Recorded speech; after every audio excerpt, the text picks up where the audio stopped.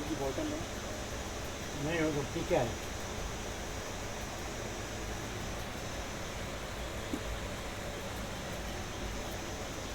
दही लिया है ना, दही पर और टीके भी आए।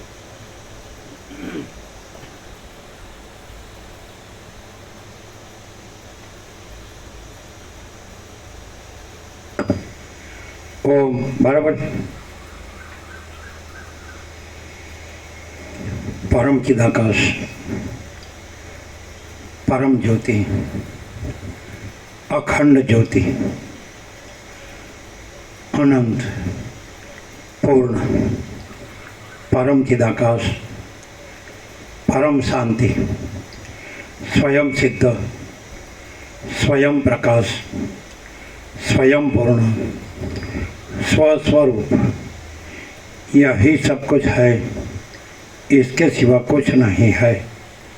शून्यभास, अनंत कोटि, महाकल्पो है ही नहीं, वसिष्ठराम निर्वाण उत्तरार्थ।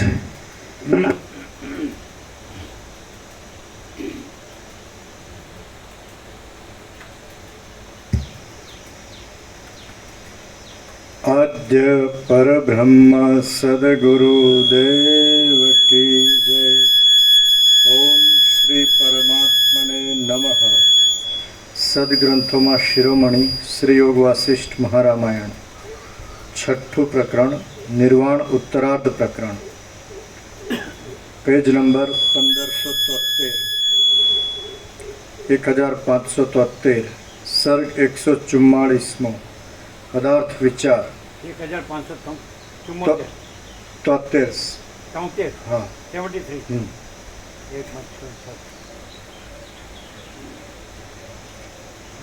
सर्ग 144 पदार्थ विचार। आ 144 सर्ग में चिदात्मा जे प्रकारे जगतरूप भासे अने जे प्रकारे जगत जे प्रकारे चिद्रूप भासे तेवी युक्तिओ अने ब्रह्मनु सर्वशक्तिमानपणु ए विषे वर्णन करवामां आवशे। मुनि बोल्या, सर्व पदार्थों निरंतर अभाववाळा छे, स्वप्न सृष्टि तथा संकल्प सृष्टिना जेवा छे अने अधिष्ठान रूपे नित्य तथा निर्बाध छे। तेमां शुं बंधाय छे अने शुं मुकाय छे? तिमिर रोगवाळाने जेम आकाशनी अंदर पोतानी दृष्टिना किरणों ज मच्छरा तथा मोवाळा इत्यादि आकारे देखाय छे, तेमज आ भ्रांतिमय जगत छे। तेनुं विद्यमानपणुं जणायाथी तेमां थता फेरफारो जोवामां आवे छे अने अज्ञानने लीधे ते स्थिर जणाय छे। जेम कोई नगरनी रचना पण लांबा काळे कोई बीजा ज प्रकारनी थई जाय छे, तेम जळना तरंगो अने चक्रीओ रूपी विवर्तनी पेठे ब्रह्मना एक विवर्तरूप आ जगत पण निरंतर जुदा जुदा प्रकारनी स्थितिने प्राप्त थतुं रहे छे। जे काळनी अंदर पृथ्वी, जळ, आकाश अने पर्वत आदिथी भरेલું आ असत्य जगत क्षणवारमां उत्पन्न थई जाय छे, ते काळनी ज क्षण, लव, त्रुटि आदि कल्पना वडे युग कल्प आदि संज्ञाओ विद्वानोए कल्पी लीधेली छे। आ सर्व जगत असत्य छे, छतां स्वप्ननी पेठे अनुभवमां आवे छे, पण वस्तुतः जोता ते छे ज नहीं। एटले सर्वव्यापी चिदाकाश ज ए सर्वरूपे विवर्त भावथी देखाय छे एम सिद्ध थाय छे। जेवुं आपणुं जगत छे तेवा ज बीजा मनुष्योना सैकड़ोमां सैकड़ो जगतो चिदाकाशनी अंदर रह्या छे एम तमे समजो, परंतु तेमनो परस्पर एकबीजाने अनुभव थतो नथी। तळाव, समुद्र, कुआ आदि में रहनार देड़का आदि जीवोना प्रत्येक स्थानने विषे अनेक सृष्टिओ रहेली छे, परंतु ते जीवो कोईपण जग्याए पोताना दृश्य जगत विना बीजा जगतनी नियत स्थितिने परस्पर देखता नथी। जेम एक मंदिरनी अंदर सूतेला सैकड़ो मनुष्योना अनेक स्वप्न नगरो एक ज मंदिर में रह्या होय छे, तेम चिदाकाशनी अंदर अनेक जगतोनी प्रतीति थाय छे। ए मनोमय जगतो स्वप्न नगरनी पेठे एक अनुभव में आवे छे, तेथी ते असत्य कही शकाता नथी। એક અનુભવ, એક શબ્દ ન હોવો જોઈએ. એ મનોમય જગતો સ્વપ્નનગરની પેઠે એક અનુભવમાં આવે છે. એક ના આવે. સ્વપ્નની પેટે અનેક આવે, અનેક. હમ.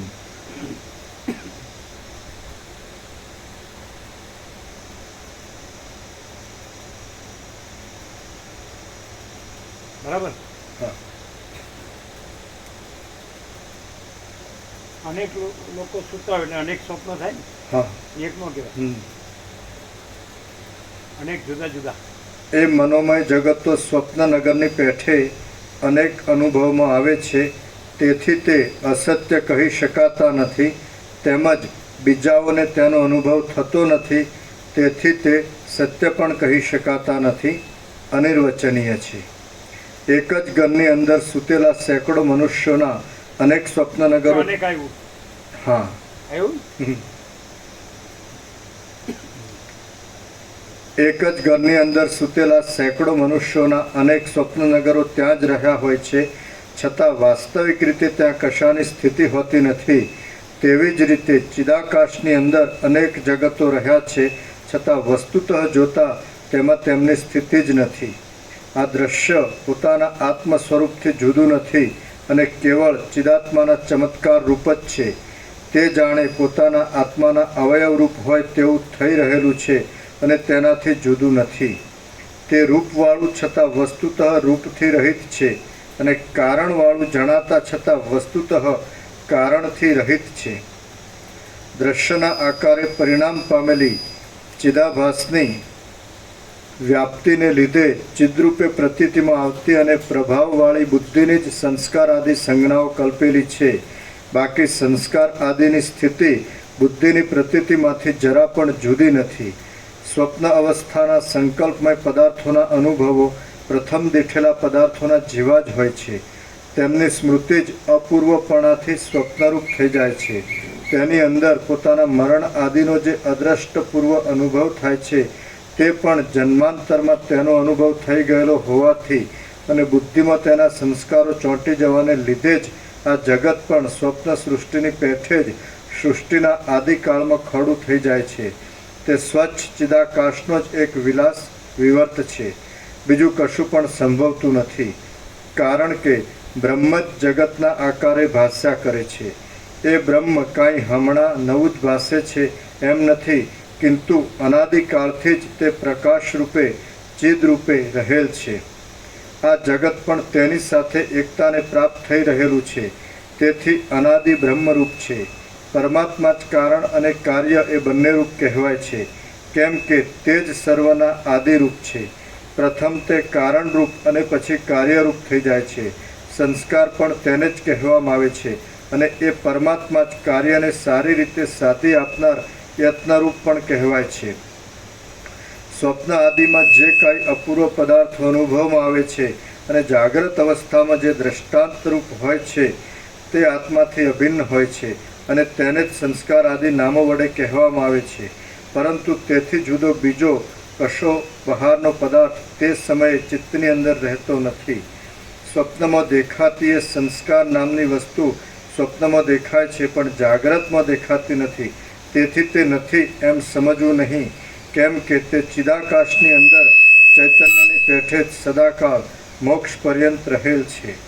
વળી તે ચિદાકાશરૂપ હોવાથી સાક્ષીના પ્રકાશક સ્વભાવને લીધે સ્વપ્નમાં પ્રતીતિમાં આવે છે તથા જાગ્રતની પેઠે અનેક પ્રકારે વિસ્તારને પ્રાપ્ત થઈ જાય છે. તે જ સંસ્કારરૂપ વસ્તુને વેદાંતમાં પ્રતિપાદિત કરેલ પરબ્રહ્મરૂપ સમજવામાં આવે તો તે રૂપે સત્ય છે. બ્રહ્મતત્વ પ્રસિદ્ધ દ્વૈત સૃષ્ટિના અભાવથી રહિત પોતાના યથાસ્થિત સ્વભાવમાં જ રહે છે. આ તેનો સ્વભાવ છે. પંડિતોએ આનો નિશ્ચય કર્યો છે. શિષ્યોમાં પણ મોક્ષરૂપ પરમ પુરુષાર્થ સિદ્ધ થાય તેટલા સારું તેમણે શાસ્ત્રોની અંદર આવી વ્યવસ્થા બતાવી છે. જો આત્માનું વાસ્તવ સ્વરૂપ ન ઓળખાય તો તે જ જગતરૂપ જણાય છે, પણ જો તેનું વાસ્તવ સ્વરૂપ ઓળખવામાં આવે તો તે અદ્વિતીય બ્રહ્મરૂપ છે. ચિત્તની અંદર જાગ્રત અવસ્થાના જે સંસ્કારો રહે છે તે જ સ્વપ્નમાં સ્વપ્નરૂપે ઉદ્બુદ્ધ થઈ જાય છે. આમ સ્વપ્ન સંબંધી અપૂર્વ પદાર્થોનું રૂપ જાગ્રત અવસ્થાથી જ રચાયું છે. તે જાગ્રત રૂપ નથી, છતાં જાગ્રતના જેવું જ ભાસે છે. તથા જાગ્રતના સંસ્કારો વડે જ સ્વપ્નની ઉત્પત્તિ છે એમ કેટલાક વાદીઓ માને છે, પરંતુ તે વાસ્તવ નથી. કેમ કે જેમ વાયુની અંદર પોતાની મેળે જ ચલન શક્તિ રહેલી છે, તેમ ચિત્તની અંદર સર્વભાવો રહેલા છે અને તે પોતાની મેળે જ સ્વપ્ન આદિ રૂપે પ્રવૃત્ત થઈ જાય છે. તેમજ જાગ્રતને સંસ્કાર ઉત્પન્ન કરવાનું ક્યાં રહ્યું? એક જ ચિન્માત્ર તત્વ સ્વપ્નની અંદર લાખો રૂપે થઈ જાય છે અને સ્વપ્નમાં જે લાખો રૂપે થઈ રહેલું હોય છે તે જ ચિન્માત્ર તત્વ સુષુપ્તિમાં પાછું એક રૂપ થઈ જાય છે. ચિદાકાશની અંદર સ્વપ્નની જે પ્રતીતિ થાય છે તે જ આ જગતરૂપ કહેવાય છે. તેમાં સુષુપ્તિ અવસ્થાનો જે ઉદય થાય છે તે પ્રલય કહેવાય છે. આમ એ ન્યાય યથાર્થ છે. એક જ ચિદાકાશ પોતાના સ્વરૂપને છોડા વિના સ્વપ્નની પેઠે જ કાંઈ અનેક આકારોને ધારણ કરી લે છે. તે જ આ જગત છે. પાણીવાળું ચાલુ છે, પાણીવાળું ચાલુ.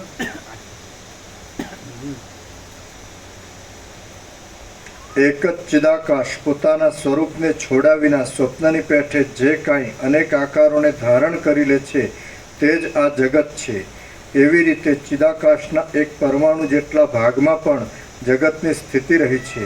વળી સ્વપ્નમાં અને અરીસામાં દેખાતા મુખ, વન અને પર્વત આદિ પ્રતિબિંબ જેમ સ્વપ્નથી તથા અરીસાથી જુદા નથી, તેમ એ જગત પણ અધિષ્ઠાન રૂપે ચિદાકાશથી જુદું નથી. ચિદાકાશ જ્ઞાનરૂપ છે, પરમાણુ જેવું પરમ સૂક્ષ્મ છે, વિસ્તીર્ણ છે અને આદિ મધ્ય તથા અંતથી રહિત છે. વળી તે જ જગતરૂપ કહેવાય છે. માટે અનંત ચિદાકાશ જ્યાં પોતાના સ્વરૂપમાં નિરંતર સ્થિર થઈ રહેલું છે ત્યાં આ જગત પણ છે એવો ભાસ થાય છે. પણ તે ચિદાકાશના એક અવયવની પેઠે ચિદાકાશથી જુદું નથી. જગત ચિન્માત્ર છે, તમે પણ ચિન્માત્ર છો, હું પણ ચિન્માત્ર છું અને દ્રશ્ય પણ ચિન્માત્ર છે. આવું ગુરુ અને શાસ્ત્રે બતાવેલી યુક્તિ વડે જ્ઞાન થાય છે. એટલે એક પરમાણુની અંદર પણ પોતાના સ્થૂળ ભાવને છોડી દેવામાં આવે છે અને તે સર્વ પરમ સૂક્ષ્મ ચિન્માત્ર રૂપે પ્રતીતિમાં આવે છે. આખું જગત ચિન્માત્ર છે, તમે પણ ચિન્માત્ર છો, હું પણ ચિન્માત્ર છું અને દ્રશ્ય પણ ચિન્માત્ર છે. આવું ગુરુ અને શાસ્ત્રે બતાવેલી યુક્તિ વડે જ્ઞાન થાય છે. એટલે એક પરમાણુની અંદર પણ પોતાના સ્થૂળ ભાવને છોડી દેવામાં આવે છે અને તે સર્વ પરમ સૂક્ષ્મ ચિન્માત્ર રૂપે પ્રતીતિમાં આવે છે. તે જન્મ આદિ વિકારથી રહિત છે. માટે મારું સ્વરૂપ પરમાણુના જેવું અતિ સૂક્ષ્મ છે. હું જ આ સર્વ જગતને આકારે થઈ રહ્યો છું. હું સર્વ ઠેકાણે રહું છું અને પરમાણુ જેવા સૂક્ષ્મ પદાર્થની અંદર પણ મારી સ્થિતિ છે. ચિન્માત્ર તત્વનો એક પરમ અણુભાગ જગતરૂપ છે, છતાં વસ્તુતઃ ચિદાકાશરૂપ છે. આથી હું જ્યાં રહું છું ત્યાં ત્રણેય લોકને દેખું છું. હું ચિદાકાશના એક પરમાણુ રૂપ જીવરૂપ છું અને જળ જેમ જળની સાથે એકતાને પ્રાપ્ત થઈ જાય છે, તેમ હું ચિદાકાશ રૂપ અને સૂક્ષ્મ સ્વરૂપ શબલ બ્રહ્મની સાથે તેની કૃપાથી એકતાને પ્રાપ્ત થયો છું. મારે વિશે ત્રણેય લોકની સ્થિતિ રહી છે. જેમ કમળના અંકુરની અંદર તેનું બીજ રહ્યું હોય છે, તેમ હું એ પ્રાણીના ઓજની અંદર પ્રવેશ કરી રહ્યો છું. આમ તેના ઓજની અંદર જેમ વાસનામય જગતનો અનુભવ રહ્યો હતો તેમ હું પણ રહ્યો હતો. ઘરે છો તો 2-53 રામજી પ્રભુ માટે આપો. ત્યાં મારા આત્માની અંદર જ એ પ્રાણીના મારા અને બીજાઓના અલગ અલગ આપજો. વાસનામય ત્રણેય લોક અને મને પ્રતીતિમાં આવવા લાગ્યા. કેમ કે જગતનું કશું પણ રૂપ બહાર નથી અને કોઈ તત્વજ્ઞને કોઈ સ્થળે આત્માથી ભિન્ન કશી પણ વસ્તુ અનુભવમાં આવતી નથી. બહારનું અથવા અંદરનું જે કાંઈ દ્રશ્ય જાગ્રતમાં કે સ્વપ્નમાં પ્રતીતિમાં આવે છે તે સર્વ પોતાના ચિદાત્માનો જ એક આભાસ વિવર્ત છે.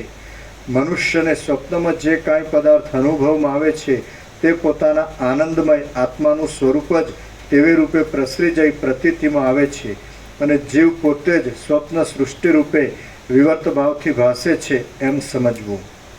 વ્યાદ બોલ્યો, જો આ દ્રશ્ય કારણ વિના જ ખડું થઈ જતું હોય તો પ્રસિદ્ધ રીતે તે કેમ દેખાય છે? અને જો એ દ્રશ્ય સકારણ કારણ વડે ઉત્પન્ન થતું હોય તો ઘટ આદિ પદાર્થ ઉત્પન્ન થવામાં કારણરૂપ એવા દંડ ચક્ર આદિ ન હોવાથી કોથળીમાં આપો, બે અલગ અલગ કોથળીમાં. સ્વપ્નમાં તેમની સૃષ્ટિ કેમ ઉત્પન્ન થઈ જાય છે? મુનિ બોલ્યા, પ્રથમ સર્વ કારણના અભાવને લીધે આ સૃષ્ટિ વિના કારણે જ પ્રતીતિમાં આવે છે. કેમ કે ચિદાકાશ જ વિવર્ત રૂપે સૃષ્ટિના આકારે થઈ રહેલું છે. કારણ વિના સર્વ પદાર્થોનો અહીં અત્યંત અસંભવ છે. તેથી કોઈપણ જાતની નશ્વર સ્થૂળ સૃષ્ટિ કોઈ જગ્યાએ સંભવતી નથી. બ્રહ્મ પ્રકાશરૂપ છે, આદિ અંતથી રહિત છે અને તે જ પોતાના સ્વાભાવિક ચિદ્રૂપપણાથી આ જગતના આકારે ભાસે છે. સર્ગ આદિ શબ્દો તેના જ એક પર્યાય રૂપ છે. આમ આ સૃષ્ટિ કારણના અભાવને લીધે અત્યંત અસંભવિત છે. બ્રહ્મરૂપ અને જાણે પરબ્રહ્મના અવયવરૂપ હોય તેવું જણાતું માયામાં પ્રતિબિંબિત થયેલું ચૈતન્ય જ પોતાના નિત્ય આત્મ સ્વરૂપની ઉપાધિને લીધે પ્રતીતિમાં આવતા અવયવો રૂપે એક છતાં અનેક રૂપે ભાસે છે. એક કોથળી તમે રાખજો, એક રામજી પ્રભુ. બ્રહ્મ નિરાકાર છે અને તે સાકાર. કોથળ બહુ તમારી બાજુમાં રહે છે કે દૂર રહે છે?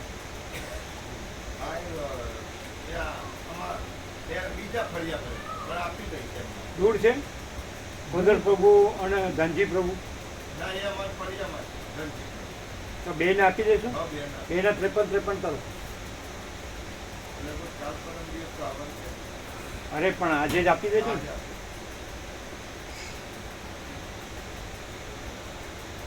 હા, બ્રહ્મ નિરાકાર છે અને તે સાકાર દ્રશ્ય રૂપે નિર્બાધપણે વિવર્ત ભાવને પામે છે. નિરાકાર બ્રહ્મ જ ચિદરૂપપણાથી પોતાના સ્વરૂપને પ્રસારી દઈને જાણે સાકાર હોય તેવા થઈ જાય છે. તે પોતે સર્વના અધિષ્ઠાન રૂપ છે. તેથી જ તે પોતે જ દેવતાઓ, ઋષિઓ તથા મુનિઓના દિવ્ય રૂપને, સ્થાવર જંગમ જગતને અને ક્રમથી સર્વ નિયમોને તથા વિધિ નિષેધ આદિને કલ્પી લે છે. વળી તે દેશ, કાળ, ક્રિયા આદિની કલ્પના પણ કરી લે છે. ભાવ, અભાવ, ગ્રહણ કરવું, ત્યાગ કરવું, સ્થૂળ, સૂક્ષ્મ, ચર અને અચર આ સર્વ પદાર્થો ઠેઠ મોક્ષ થતા સુધી અવ્યભિચરિત અનિયમિત થઈ જાય છે. પરંતુ તે સંબંધી બંધાયેલ ઈશ્વરી નિયમનો કોઈ દિવસે વ્યભિચાર થતો નથી. એ નિયતિની, ઈશ્વરીય નિયમની જ્યારથી કલ્પના થઈ છે ત્યારથી માંડીને જેમ રેતીમાંથી તેલ નીકળવાનો સંભવ નથી તેમ કારણ વિના કાર્યની ઉત્પત્તિ થવાનો સંભવ નથી. અલગ કોથળી રાખજો. પરમાત્માનો બાંધેલ નિયમ અને તેની કલ્પના કરનાર ભોગતા જીવ એ બંને બે હાથની પેઠે બ્રહ્મના એક અવયવ જેવા છે અને તે પોતાના એક હાથ વડે બીજા હાથને નિયમમાં રાખે છે. તેમ બ્રહ્મ પોતાના એ બંને અવયવોમાં એક અવયવ વડે બીજાને નિયમમાં રાખે છે. જેમ જળની અંદર અનેક ચકરીઓ થતી રહે છે તેમ જીવમાં સંકલ્પનું સ્ફુરણ થતાં ઈચ્છા વિના અને પ્રથમ બુદ્ધિનું ચલન થયા વિના કાક તાલિયાની પેઠે જાગ્રત સૃષ્ટિ અને સ્વપ્ન સૃષ્ટિ ખડી થઈ જાય છે. મૃત્તિકા જેમ ચૂર્ણ, પિંડ, ઘટ, કપાલ આદિ કોઈ એક આકૃતિ વિના રહેતી નથી તેમ નિર્બાધ સત્ય બ્રહ્મ પણ જ્યાં સુધી તેનું વાસ્તવ સ્વરૂપ ન ઓળખાય ત્યાં સુધી નિયતિ વિના રહેતું નથી. એ નિયતિ કારણ વડે કાર્યની અંદર પેદા થતી કોઈ એક આકૃતિ ઉત્પન્ન થવાના નિયમરૂપ છે. જ્યાં સુધી જ્ઞાન વડે આત્માનો સર્વાત્મ ભાવ સમજાઈ જાય અને દ્રશ્યનો તથા દુઃખનો આત્યંતિક ક્ષય થઈ જાય ત્યાં સુધી મોક્ષ સુધી તે આકૃતિનું ભાન કાયમ રહે છે. જ્યાં સુધી જ્ઞાન વડે આત્માનો સર્વાત્મ ભાવ સમજાઈ જાય અને દ્રશ્યનો તથા દુઃખનો આત્યંતિક ક્ષય થઈ જાય ત્યાં સુધી મોક્ષ સુધી તે આકૃતિનું ભાન કાયમ રહે છે. એ અલગ અલગ કોથળી આપીને 4 કોથળી અલગ અત્યારે પહોંચાડી દેજો. અને 17-5માં પરમપિતા કે પ્રાગટ્યમાં વધુ લાભ રહે. એવી રીતે આ સર્વ દ્રશ્ય સમૂહ સર્વદા સકારણ છે અને જ્યારથી માંડી સૃષ્ટિની અંદર જે પુરુષ પ્રત્યે જેવી નિયતિની કલ્પના થઈ છે તેવી તે પ્રત્યે તે જણાય છે. અવિવેકી પુરુષને કારણ વિના જ બ્રહ્મ સૃષ્ટિ રૂપે ભાસે છે અને આ કાર્યકારણ સંબંધી દ્રષ્ટિનો ભ્રમ પણ તેને જ પ્રતીતિમાં આવે છે. મામા પ્રો મોડું છે ટ્રાફિક હતું.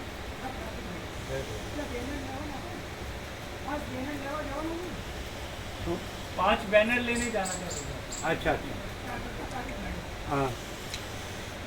બાકી વિવેકીની દ્રષ્ટિ વડે જોતા સૃષ્ટિ કાકતાલીયની પેઠે જ રહેલી છે અને અનેક પ્રકારની આવૃત્તિને ધારણ કરનારી છે. આ સર્વ દ્રશ્યમાં અમુક ઘટ આદિ પદાર્થ અમુક પ્રકારે જ દંડ ચક્ર આદિ સામગ્રી વડે જ ઉત્પન્ન થાય તથા અમુક પ્રકારે ઉત્પન્ન ન થાય એવો એક નિયમ સ્થિરપણે કલ્પાયેલો છે. ઉત્પન્ન થનારા સર્વ પદાર્થોના ઉત્પત્તિ ક્રમમાં અમુક પ્રથમ હોય છે અને અમુક પછી થાય છે એવી પદ્ધતિ અવશ્ય અપેક્ષિત હોવાથી સર્વનું સકારણપણું જ છે. જો આમ માનવામાં આવે તો પછી કારણ વિના જાગ્રત સૃષ્ટિ અને સ્વપ્ન સૃષ્ટિ કોઈપણ પ્રકારે સંભવતી નથી. મેં પોતે જ પ્રાણીના ઓજમાં સ્વપ્નની અંદર જળના ક્ષોભને લીધે આખી પૃથ્વીમાં વ્યાપી રહેલા જે પ્રલયના ભ્રમો જોયા તેમાં તમને શું કારણ ભાસે છે અથવા શ્રુતિ આદિ દ્વારા શું કારણ સંભળાય છે કિંવા તમને શું અનુભવમાં આવે છે. જેમ સ્ફટિક મણિયો અને છીપો પ્રકાશ પડતા પોતાની મેળે જ ઝળકી ઉઠે છે તેમ બુદ્ધિમાન પુરુષને પણ સર્વ વસ્તુઓના સંબંધમાં અનેક યુક્તિઓ સર્વદા પોતાની મેળે જ સ્ફુરી આવે છે. તેમાં પોતપોતાની ભાવના અને અનુભવ જ જયશાળી નીવડે છે. એ ભાવના અને અનુભવ સર્વનો નિર્ણય કરવામાં શક્તિમાન છે તેમજ સર્વ પ્રમાણોના જીવિત રૂપ છે. શ્રી યોગ વાસિષ્ઠ મહારામાયણમાં છેલ્લું જેમ સ્ફટિક મણિયો અને છીપો પ્રકાશ પડતા પોતાની મેળે જ ઝળકી ઉઠે છે તેમ બુદ્ધિમાન પુરુષને પણ સર્વ વસ્તુઓના સંબંધમાં અનેક યુક્તિઓ સર્વદા પોતાની મેળે જ સ્ફુરી આવે છે. તેમાં પોતપોતાની ભાવના અને અનુભવ જ જયશાળી નીવડે છે.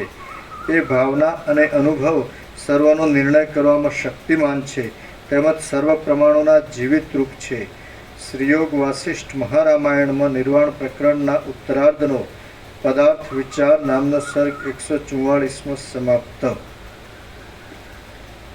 સર્ગ 145મો તેજની અંદરનો તથા બહારનો અનુભવ.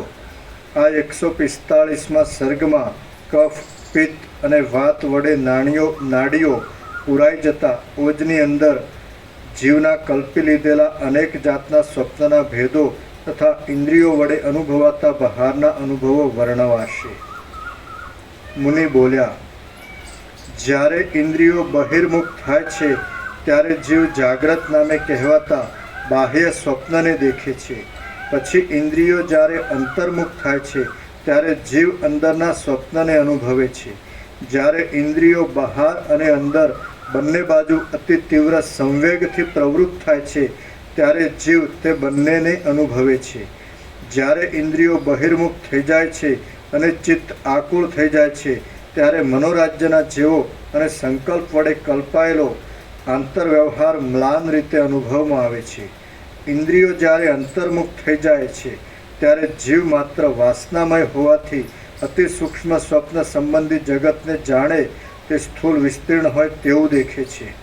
વસ્તુતઃ જોતા બાહ્ય કિંવા આંતર એ બેમાંથી એકે જગત સ્થૂળ રૂપે કોઈ દિવસ છે જ નહીં, પરંતુ જીવને દરેક વિષયનો અનુભવ કરવામાં સાધનરૂપ ઇન્દ્રિયોની નિર્બાધ પ્રવૃત્તિ જ જગતમાં સ્થૂળતાને કલ્પી લે છે, તેને સ્થૂળ રૂપે અનુભવે છે અને તે જ જગતરૂપ છે. જીવ સત્તા વડે નિયમિત રહેનાર ઇન્દ્રિયો જ્યારે સંપૂર્ણપણે બહિર્મુખ થઈ જાય છે ત્યારે તે બાહ્ય સૃષ્ટિને અનુભવે છે. વસ્તુતઃ જોતા ચિદરૂપ જીવ જ પોતે જગત રૂપે થઈ રહેલો છે. શ્રોત્ર, ત્વચા, ચક્ષુ, ગ્રાણ, નાસિકા, જિહ્વા ઇત્યાદિ ઇન્દ્રિયો વડે યુક્ત અને વાસનામય અંતઃકરણને ધારણ કરી રહેલો આતિવાહિક દેહ પ્રાણરૂપી જે મૂર્તિ વડે સંયુક્ત છે તે જ કુટસ્થ સાક્ષી ચૈતન્યનો આભાસ પડતા એક આપજો આને ચિદ્રૂપ જીવના નામથી ઓળખાય છે. પત્રિકા આપી હતી કાલે, નથી આપી ને અમને?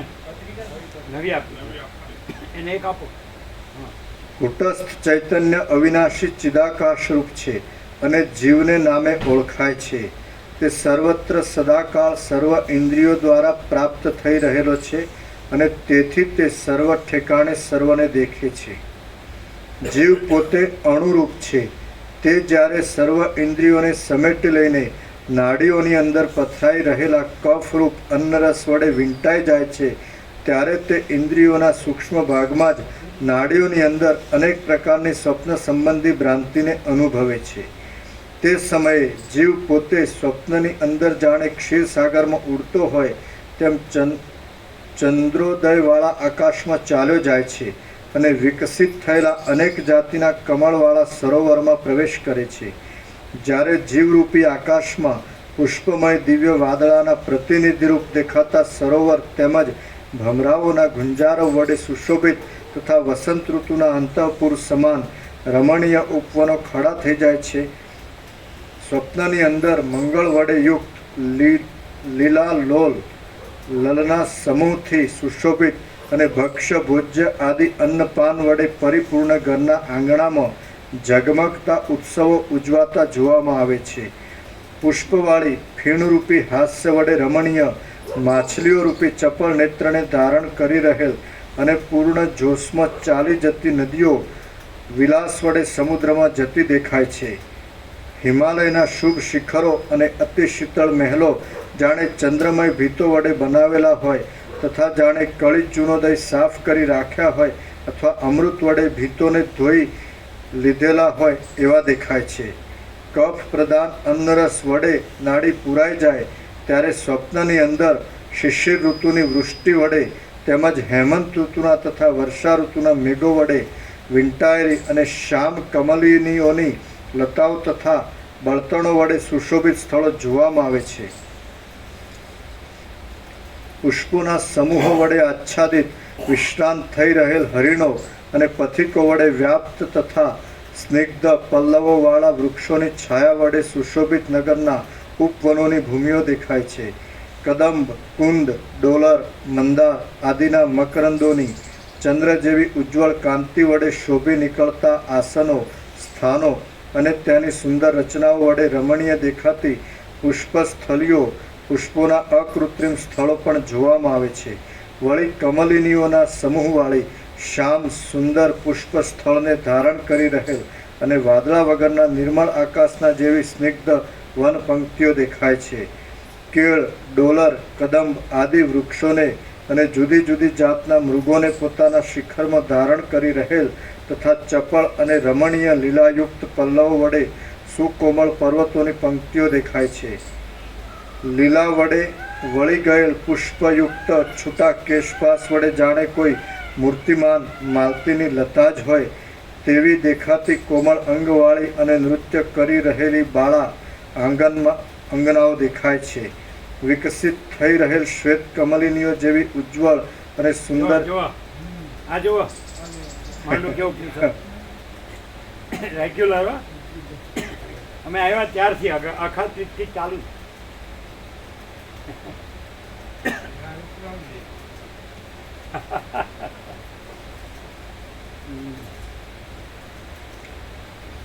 વિકસિત થઈ રહેલ શ્વેત કમલિનીઓ જેવી ઉજ્જવળ અને સુંદર એવા સેંકડો ચામરો વડે, સેંકડો પાનપત્રો વડે અને સેંકડો ચંદરવા વડે વીંટાયેલ રાજાઓની સભાઓ દેખાય છે. વેલાના સમૂહોની વિચિત્ર રચનાના વિલાસો વડે સુશોભિત અવયવોને ધારણ કરનાર અને ચપળતાથી વહ્યા જતા જળોના ધોરિયામાં થયા કરતા પક્ષીઓના સૂક્ષ્મ ધ્વનિ વડે ગંભીર વન પંક્તિઓ દેખાય છે. પૃથ્વીને વૃષ્ટિ વડે પોષણ આપવામાં ભયંકર રૂપને ધારણ કરનાર અને મેઘો વડે યુક્ત પર્વતોવાળી દશે દિશાઓ જોવામાં આવે છે તથા તેઓ જળબિંદુઓ તેમજ ઝાકળરૂપી હારને પોતાની અંદર ધારણ કરી રહેલી હોય છે. ઓજની અંદર અણુરૂપે રહેલો જીવ પિત્ત પ્રધાન રસ વડે નાડી ભેદાઈ જતા પોતે વ્યાપ્ત થઈ જાય છે ત્યારે ત્યાં સ્વપ્નમાં પવનના ઝપાટાથી સુકાઈ ગયેલા કેસુડાના વૃક્ષોના જેવી સુશોભિત તથા ઉજ્જવળ કમળોના દળો અને પલ્લવોની જેવી સુકોમળ જ્વાળાઓની પંક્તિઓને દેખે છે. તે પંક્તિઓ દાવા નળની શિખાઓના શામ ધુમાડા વડે દિશાઓના મુખને શામ કરી દે છે અને તપેલી રેતીના સંપર્કથી જળબિંદુઓ રૂપી અશ્રુઓને ધારણ કરનાર નદીઓ રૂપી શિરાઓ વડે યુક્ત હોય છે. તેમાં અગ્નિના જેવા કર્કશ ચક્રની ધારાના જેવી તીક્ષ્ણ કાંતિવાળા અને દાવાનળ રૂપી વિષયના આવેશ વડે જળાશયોને વ્યાપ્ત કરી દેનારા સૂર્યો જોવામાં આવે છે. તે પ્રસ્વેતને ઉષ્ણ થઈ રહેલા સમુદ્રને કિંવા સ્વેદથી ભીંજાઈ રહેલા ત્રૈલોક્ય મંડળને દેખે છે અને ખારને સ્ત્રવનાર તથા ઘાટી ઝાડીઓ વડે યુક્ત અરણ્યો પણ તેમાં જોવામાં આવે છે. જીવ ચિત્ત વડે વ્યાપ્ત થઈ જતા સ્વપ્નની અંદર પ્રવાહમાં વહી જતા સારસ પક્ષીઓ વડે સુશોભિત ઝાંઝવાના જળમાં તરે છે અને પૂર્વે કોઈ દિવસે ન દીઠેલા સ્થળોને તથા પૂર્વે કોઈ દિવસ ન થયેલા વૃક્ષોને દેખે છે. તે ભયને લીધે રસ્તામાં દોડ્યા જતા અને તપેલી ધૂળ અને ધૂસર થઈ ગયેલા પોતાના આત્માને દેખે છે. તેમાં છેટેથી અમૃતના જેવા દેખાતા સ્નિગ્ધ છાયાવાળા રસ્તા પરના વૃક્ષો પણ જોવામાં આવે છે. જ્વર વડે વ્યાપ્ત થઈ રહેલા પોતાના શરીરના આકારને, અગ્નિના જેવા તપી ગયેલા જગતને, ધૂળ વડે વ્યાપ્ત થઈ રહેલા દેશોવાળા દિશાઓના મુખોને અને તેવા જ પ્રકારની પોતાની ઇન્દ્રિયોને તે દેખે છે. ઘરની અંદર, ગામની અંદર, સમુદ્રની અંદર, પર્વતની અંદર, વનની અંદર અને આકાશની અંદર બધી દિશાઓ પ્રજ્વલિત અગ્નિવાળી જોવામાં આવે છે. અગ્નિઓ વૃષ્ટિ કરનારા અનંત મેઘોની ઘટાઓની કોઈ પ્રબળ શૂરવીર પેઠે ચોતરફ ધારણ કરનાર શરદ, ગ્રીષ્મ અને વસંત ઋતુઓ દેખાય છે. તડકાને ઉત્પન્ન કરનારા તાપોનો પણ અનુભવ થાય છે. ઘાસ, પલ્લવો, લતાઓના સમૂહો, મેઘોના સમૂહો અને ગરમી વગેરેથી ઢંકાઈ રહેલા પૃથ્વીના પ્રદેશો જોવામાં આવે છે. સુવર્ણનું આકાશ અને તેવા જ પ્રકારનું ભૂતળ, તપી ગયેલા દિશાઓના તટો અને તપી ગયેલી અનેક નદીઓ તથા તપી રહેલા હિમાલયના કેટલાક પ્રદેશો દેખાય છે. અન્નરસની અંદર કફ પિત્તનું પ્રાધાન્ય ન રહેતા કેવળ વાયુને લીધે જ પૂર્ણ થઈ રહેલા નાડી પ્રદેશમાં પ્રવિષ્ટ થઈ રહેલો અણુરૂપ જીવ જ્યારે વાયુ વડે ઘેરાઈ જાય છે ત્યારે ઓજની અંદર તે નીચે પ્રમાણે અનેક સ્વપ્નોને દેખે છે. પવનના બળથી બુદ્ધિમાં ક્ષોભ ઉત્પન્ન થઈ જવાને લીધે પૂર્વે ન જોયેલી વિલક્ષણ પૃથ્વી જોવામાં આવે છે. તેમજ નગરો, ગામડા, પર્વતો, સમુદ્રો અને વનોના સમૂહો પણ અપૂર્વ જોવામાં આવે છે. પોતે જાણે આકાશમાં ઉડતો હોય એવું દેખાય છે. શિલાઓ અને પર્વતના સ્થળો જોવામાં આવે છે. મેઘોની ગર્જના વડે ગાજી રહેલા દેશો દેખાય છે અને કુંભારના ચક્ર વિના જ ઘડાઓનું ભ્રમણ ઇત્યાદિ જોવામાં આવે છે. ઘોડાઓ, ઊંટો, ગરુડો, વાદળા અને હંસો ઉતરતા તથા ઉપર ચડતા જોવામાં આવે છે. યક્ષો તથા વિદ્યાધર જતા આવતા અને ઘૂમતા દેખવામાં આવે છે. પર્વતો, આકાશ, પૃથ્વી, નદીઓ, પ્રત્યંત પર્વતો, તળેટીઓ કિંવા શિલાઓના સમૂહ, વનના વૃક્ષો, ગામડા, નગરો, દિશાઓ અને ભયભીત અવયવોવાળા મનુષ્ય આદિ પ્રાણીઓ સમુદ્રમાં થનારા પરપોટાની પેઠે કંપી રહેલા જોવામાં આવે છે. અંધકૂપમાં પડેલા અથવા તો વિસ્તીર્ણ સંકટમાં આરૂઢ થઈ રહેલ પોતાના આત્માને દેખે છે અને ઠેઠ આકાશ સુધી અડકનારી રચનાઓવાળા તથા શોભાવાળા વૃક્ષોને અને પર્વતોને પણ જુએ છે. વાત, પિત્ત અને કફ વડે યુક્ત જીવ જ્યારે પવનની પ્રધાનતાને લીધે વાયુને અધીન થઈ રહેનારા નાડીઓના ભાગમાં પ્રવિષ્ટ થઈ રહ્યો હોય છે ત્યારે તે નીચે પ્રમાણેના સ્વપ્નોને અનુભવે છે. પર્વતોની વૃષ્ટિ પડતી જોવામાં આવે છે. સુંદર શિલાઓની વૃષ્ટિનું સંકટ અનુભવમાં આવે છે. ફાટી જતા મંદિરોના અને પર્વતોના શિખરોના કડાકાની સાથે ભમતા વૃક્ષોના સમૂહો દેખાય છે. ભમતી જણાતી વનોની રચનાની સાથે સંદિગ્ધ વાદળાનો ઉત્કટ દેખાવ નજરે પડે છે.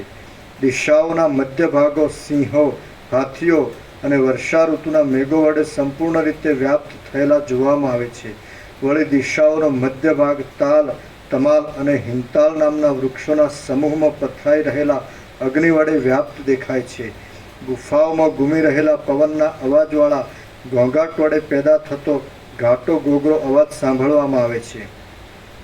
મંદ્રાચલ રૂપી મંથન દંડની ગંભીર શબ્દ રચના જેવી ગંભીર શબ્દ રચનાથી સુંદર તથા પરસ્પર ભેદ કરવામાં દુર્વાર સંઘર્ષથી યુક્ત ગુફાઓ પણ દેખાય છે. પર્વતના બે શિખરના મધ્ય માર્ગમાંથી પ્રવાહ ચાલવાને લીધે અવાજ થવાથી જાણે બંને શિખરો પરસ્પર અથડાતા હોય તેવો જ ભાવ બતાવનારી ચક્રવાક આદિ પક્ષીઓના શબ્દોના સમૂહ વડે કર્કશ જણાતી અને મુક્તલતા એકાવલી હારની પેઠે વહ્યા જતા પોતાના પ્રવાહના પડવા વડે જાણે આકાશને માળાઓ વડે યુક્ત બનાવી દેતી નદીઓ દેખાય છે. શિલાઓના ટુકડાઓ વડે પૂર્ણ જળથી આકાશને પૂર્ણ કરી દેનાર અને પ્રવાહમાં વહ્યા જતા વનોના તથા વાદળાના પરસ્પર કચડાવાથી ઠેઠ સપ્તર્ષિલોક સુધી પહોંચી વળનાર મહાસાગર પણ જોવામાં આવે છે. તે સમુદ્ર પરસ્પર તરંગોના સિંચવાથી ધોવાઈ ગયેલી દસે દિશાઓને જોઈને કેમ જાણે હસતો હોય તેવો જણાય છે. વળી તે દિશામાં વ્યાપ્ત થઈ જનારા પોતાના કડકડાટીવાળા અવાજ વડે ફાટી જનારા પર્વત શિખરોથી જાણે ઘંટી ટાંકવાના શબ્દ વડે સંયુક્ત હોય તેવો ભાવ બતાવે છે. વળી તે સમુદ્રની અંદર આકાશમાં ગતિ કરી રહેલા પવનને લીધે કંપી રહેલા વનને વિશે પવનને અનુસરીને થયા કરતું લતાઓનું નૃત્ય જોવામાં આવે છે. તે સમુદ્ર શબ્દ કરી રહેલ અને પોતે જ પોતાના વેગ વડે તથા પરસ્પર અથડાવાથી ઉત્પન્ન કરેલ પાષાણોના ચૂર્ણથી કાબરા રંગના થઈ રહેલા શેવાળ આદિને ધારણ કરતો જોવામાં આવે છે. જેમ શૂરવીર પુરુષોના પરસ્પર પ્રહારમાં પ્રથમ મોટો કોલાહલ ઉત્પન્ન થાય છે તેમ તાળીઓના વનમાં ગંભીર મરમર થઈ રહે છે. આથી જાણે ત્રણેય લોક તે સમયે ક્રૂર પ્રાણીઓના આક્રંદ વડે યુક્ત હોય તેવા જણાય છે. વાત, પિત્ત અને કફ એ ત્રણેય વડે જ્યારે નાડીઓ પૂર્ણ થઈ રહી હોય છે ત્યારે ઉપર વર્ણવ્યા પ્રમાણે કાષ્ઠ, પાષાણ, માટી, વાયુ અને શૂરવીરો વડે વીંટાઈ સ્વપ્નની અંદર જળ બની ગયેલો જીવ પીડિત દશામાં રહે છે. જીવ જ્યારે પુરીતતી નામની નાડીમાં પ્રવિષ્ટ થાય છે ત્યારે તેને આગળ ચાલવા માટે છિદ્ર મળતું નથી. આથી પ્રાણ પવન વડે થનારી તેની ચપળતા બંધ પડે છે અને પડખાના અસ્થિઓની ગ્રંથિ વડે તે જાણે શિલાઓના સમૂહથી કોઈ ગુફામાં રૂંધાઈ રહેલો હોય તેમ વ્યાપારમાં અસમર્થ થઈ જાય છે.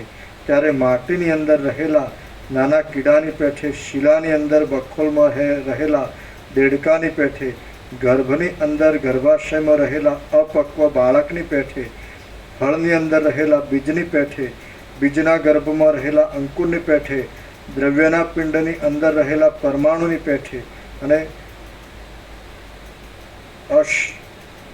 અશ્રાંતપણે સ્તંભની અંદર રહેલા કલ્પનામય પુતળીના દેહની પેઠે તે સ્થળમાં જ રોકાઈ રહે છે. ત્યારે ઘાટા ઓજની અંદર તે પોતે અંધારા કૂવાના અંદરના ભાગ જેવી અંધકારમય અને શિલાના ગર્ભ જેવી એકરસ સુષુપ્તિ અવસ્થાનો અનુભવ કરે છે. જ્યારે ખાધેલું અન્ન પાક વડે પરિણામને પ્રાપ્ત થઈ જાય છે અને પોતાના જવા આવવાનો માર્ગ ખાલી થઈ જાય છે ત્યારે જીવ પ્રાણ સંચાર દ્વારા નીકળવાનો યત્ન કરે છે અને પ્રાણ વડે બોધને પ્રાપ્ત થઈ સ્વપ્ન અનુભવે છે. જ્યારે દેહની અંદર પરિણામ પામનારા અન્નરસો જીવ સહિત નાડીઓના એક ભાગમાંથી બીજા ભાગમાં પ્રવેશ કરે છે ત્યારે જીવ ઓજની અંદર જ પર્વતોની અતિવૃષ્ટિને સ્વપ્નમાં અનુભવે છે. બહુ પ્રદીપ્ત જઠરાગ્નિથી વ્યાપ્ત થઈ રહેલા વાત, પિત્ત આદિના યોગ વડે જીવ બહાર અને અંદર બહુ જ ગભરાટને અનુભવે છે. જો તેમનું બળ થોડું હોય છે તો થોડો ગભરાટ અનુભવમાં આવે છે. જેમ સ્વપ્નમાં જીવ વાત, પિત્ત આદિના યોગથી પરવશ બની જઈ અનેક પ્રકારની ભ્રાંતિ દેખે છે તેમજ બહાર પણ વાત, પિત્ત આદિના યોગથી તે ભ્રાંતિ અનુભવે છે. જ્યારે વાત, પિત્ત, કફ આદિ વડે અન્નરસમાંથી થોડો ક્ષોભ ઉત્પન્ન થાય છે ત્યારે બહાર અને અંદર ભ્રાંતિ વડે થોડું દ્રશ્ય જોવામાં આવે છે. જ્યારે વાત, પિત્ત આદિ એ સર્વ દોષો સમાનતાથી રહ્યા હોય છે ત્યારે બહાર અને અંદર દ્રશ્ય પણ એક સમાન રીતે જ અનુભવમાં આવે છે. જ્યારે તેઓ અત્યંત ક્ષોભને પ્રાપ્ત થઈ જાય છે ત્યારે બહાર અને અંદર અત્યંત ભ્રાંતિના દેખાવ જોવામાં આવે છે. જીવ જ્યારે કુપિત થયેલા વાત, પિત્ત, કફ આદિ દોષો વડે વીંટાઈ રહે છે ત્યારે ભૂમિ, પર્વતો તથા આકાશ વગેરે કંપતા જોવામાં આવે છે. ત્યારે અગ્નિના સમૂહ વડે થતી જ્વાળાઓનું બળવું, આકાશમાં ઉડવું, ચંદ્રનો ઉદય, હિમાચળ અને વન દેખાય છે. વળી વૃક્ષો તથા પર્વતો પાણીમાં તરતા જણાય છે અને સમુદ્રમાં પોતે ડૂબી જતો હોય તથા બહાર નીકળતો હોય એમ જોવામાં આવે છે. ત્યારે દેવગૃહોમાં સુરત ક્રીડા જોવામાં આવે છે. વળી ત્યારે પર્વતોમાં, ઉપવનોમાં અને ધોળા વાદળાની પીઠ ઉપર પોતે બેઠો હોય એવું જોવામાં આવે છે. ધોળા વાદળાની ઊંચાઈ, મોટા કરવત વડે વહેરાવું, નરકના અનુભવનો ભ્રમ, આકાશની અંદર તાલ, તમાલ, હિંતાલ આદિ વૃક્ષોની માળાઓનું ચલન વલન, ચક્રના જેવી ચેષ્ટા વડે પડી જવું, આકાશમાં ત્વરાથી ઉડવું, શૂન્ય સ્થળમાં અનેક મનુષ્યોના સમૂહનું દેખાવું, સ્થળમાં પણ સમુદ્રમાં ડૂબી જવાની ભ્રાંતિ, મહા અંધકારમય મધ્યરાત્રિમાં થતો વિચિત્ર અને વિપરીત વ્યવહાર જોવો.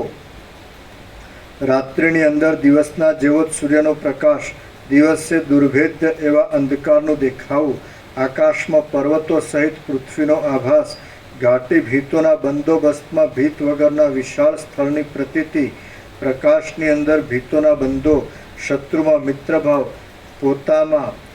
પોતાના મનુષ્યોમાં પરબુદ્ધિ, દુર્જનમાં સુજનપણું, ખાડાઓમાં સરખી જમીનની ભ્રાંતિ અને સરખી જમીનમાં ખાડાઓનો ભ્રમ, આવું તે જુએ છે અને અનુભવે છે. વળી ઉત્તમ ગીતોના આલાપ સાંભળવામાં આવે છે અને ચૂના વડે ધોળા સુચિત્રિત તથા શ્વેત સ્ફટિકના, રૂપાના કે માખણના પર્વતો જોવામાં આવે છે. વળી ઇન્દ્રિયોની વૃત્તિઓ વાત આદિ ધાતુઓની વિષમતાને લીધે નિદ્રા વડે સંકુચિત થઈ જાય છે. ત્યારે અંદર સ્વપ્નમાં કદંબના અને તેની બીજી જાતિના તથા લીંબુના કે બીજોરાના પલ્લવોના ગુચ્છાઓ વડે બનાવેલા ઘરોની અંદર જેમ ભ્રમરો પોતાની સ્ત્રીઓ સાથે કમળોની અંદર વિહાર કરે છે તેમ પોતે સ્ત્રીઓ સાથે વિહાર કરે છે, એમ ભ્રાંતિને અંદર સ્વપ્નમાં તે દેખે છે.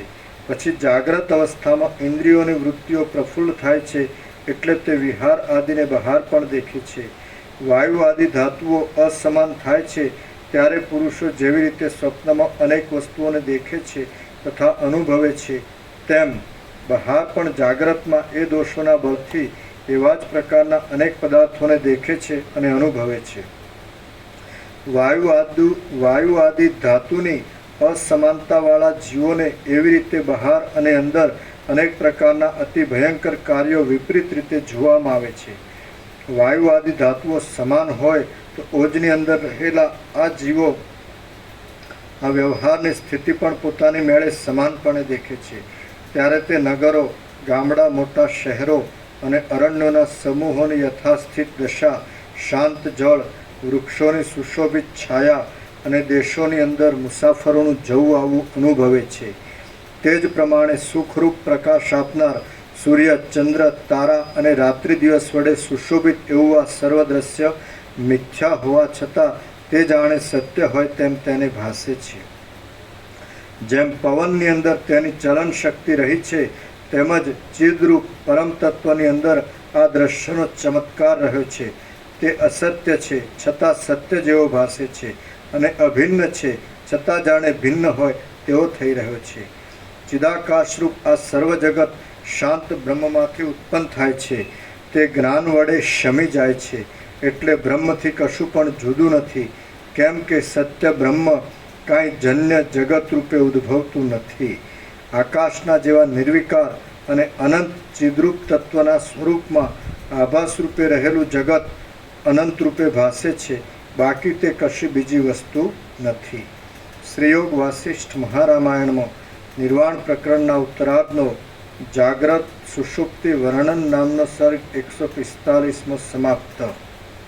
આગળ સર્ગ 146મો અદ્વૈત બ્રહ્મનું વર્ણન.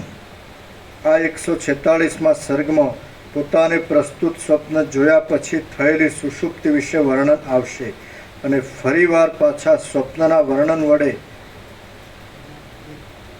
બ્રહ્મ અદ્વૈત વિશે વિસ્તારથી કહેવામાં આવશે. વ્યાદ બોલ્યો, હે મુનિશ્રેષ્ઠ, એ પ્રાણીના હૃદયની અંદર રહેલ ઓજને વિશે આપ રહ્યા હતા. એ ઓજ વસ્તુતઃ જોતા ભ્રાંતિરૂપ હતું, તો પછી આપને શો અનુભવ થયો? મુનિ બોલ્યા, હે પ્રિય વ્યાદ, હું તે પ્રાણીના તેજો ધાતુમાં, ઓજમાં કિંવા આનંદમય કોષમાં રહ્યો હતો અને એ પ્રાણીના જીવની સાથે લિંગ દેહ વડે મિશ્રિત થઈ ગયો હતો. મેં પછી જે કાંઈ અનુભવ્યું તે તમે સાંભળો. તે સમયે મહાગોર એવો કલ્પાંતનો ભ્રમ થઈ રહ્યો હતો અને મોટા પ્રૌઢ પર્વતોને ઘાસની પેઠે વહન કરનારો પ્રલયકાળનો પવન વાતો હતો. તે સમય કોણ જાણે ક્યાંથી પર્વતોની વૃષ્ટિ થવા લાગી અને તેમાં વિસ્તારવાળા અનેક વનો, શિખરો, ગામડા અને નગરો ઘસડાવા લાગ્યા. હું જ્યારે તે પ્રાણીના ઓજની અંદર તેના જીવની સાથે એકતાને પ્રાપ્ત થઈ ગયો ત્યારે તેમાં સૂક્ષ્મ રૂપે રહેલા મેં પર્વતની વૃષ્ટિ જોઈ. હું તે પ્રાણીની નાડીની અંદર રહેલા અન્નરસના થોડા ભાગરૂપી પર્વતના ઊંચા પૂર વડે સંકુચિત આકારવાળો બની ગયો. અંધ તામિસ્ત્રના જેવી અથવા અજ્ઞાનરૂપી અંધકાર વડે મિશ્ર એવી સુષુપ્તિ અવસ્થાનો અનુભવ કરવા લાગ્યો. કેટલાક સમય સુધી સુષુપ્તિ અવસ્થાનો અનુભવ કર્યા પછી ધીરે ધીરે કમળોના સમૂહની પેઠે હું જાગૃત થવા લાગ્યો. અંધકારમાં બંધ કરી રાખેલી દ્રષ્ટિ જેમ તેજના ચક્ર જેવી જોવામાં આવે છે તેમ સુષુપ્તિ અવસ્થાને પ્રાપ્ત થયેલું મારું પોતાનું આત્મતત્વ જ સ્વપ્ન ભાવને પ્રાપ્ત થઈ ગયું. સુષુપ્તિની વિશ્રાંતિનો અનુભવ કર્યા પછી મેં સ્વપ્ન નિદ્રામાં પ્રવેશ કર્યો. પછી સમુદ્ર જેમ પોતાની અંદર તરંગ આદિ અનેક વિકારોને જુએ છે તેમ મેં તે ઓજની અંદર દ્રશ્યને જોયું. જેમ ચલન શક્તિથી રહિત નિશ્ચળ પવનની અંદર ચલન શક્તિ અભિન્ન સત્તાથી રહી હોય છે તેમ એ ચિદાકાશરૂપ દ્રશ્ય તે સમયે મને દ્રશ્ય રૂપે જોવામાં આવતું હતું. જેમ અગ્નિ આદિમાં ઉષ્ણપણું રહે છે, જળ આદિમાં દ્રવપણું રહે છે અને મરી આદિમાં તીખાશ રહે છે, તેમ ચિદાકાશની અંદર જગત રહેલું છે. સ્વપ્ન સૃષ્ટિરૂપી દ્રશ્ય એક ચિદ્રૂપ છે. તેથી ચેતન સત્તા વડે જેમ માતાના ઉદરમાંથી બાળક પુત્રનો પ્રસવ થાય છે તેમ સુષુપ્તિ અવસ્થા રૂપી દ્રશ્યમાંથી જ તે ઉત્પન્ન થયું હતું. વ્યાદ બોલ્યો, હે વક્તાઓમાં શ્રેષ્ઠ, આપે સુષુપ્તિમાં પણ દ્રશ્ય ભાવ કહ્યો તો સુષુપ્તિમાં શી દ્રશ્યતા રહી છે તે કહો. તે પ્રાણીના સુષુપ્તિ અવસ્થાવાળા આત્મામાંથી અથવા તમારો પોતાનો સુષુપ્તિવાળા આત્મામાંથી ઉત્પત્તિવાળું જગતરૂપી દ્રશ્ય શું બીજે જ પ્રકારે ઉત્પન્ન થાય છે અથવા તો સર્વ દ્રશ્યનો લય થઈ જતા જે સુષુપ્તિ અવસ્થાનો ઉદય થાય છે તે કાંઈ જુદા જ પ્રકારનો છે? મુનિ બોલ્યા, ઘટ આદિ અને જગત આદિ ઉત્પન્ન થાય છે, ભાસે છે અને પ્રસિદ્ધ રૂપે પ્રતીતિમાં આવે છે. આ સર્વ દ્વૈત ભ્રમવાળા મૂર્ખોનો પ્રલાપ કેવળ કલ્પનાત્મક છે. વસ્તુતઃ જોતા જાત એવો શબ્દ સન્માત્રનો જ એક પર્યાય છે. તે શી રીતે છે તે તમે સાંભળો. જની ધાતુ જની પ્રાદુર્ભાવે એમ જણાવી પાણીની આદિએ પ્રાદુર્ભાવ રૂપી અર્થમાં કહ્યો છે. હવે પ્રાદુર્ભાવ શબ્દનું પણ મૂળ સ્વરૂપ જોઈએ તો તેમાં મુખ્ય અંગ ભૂધાતુ છે.